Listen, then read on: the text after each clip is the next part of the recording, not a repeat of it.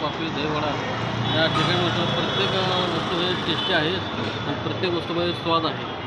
आणि या ठिकाणी महत्त्वाचं म्हणजे मिसळ पाव आहे, तो अनलिमिटेड पाव इथे मिळतो आणि ते वरनं सतत चालू असते आणि सर्व इथे पब्लिक प्रत्येक वस्तूचा स्वाद घेत आहे.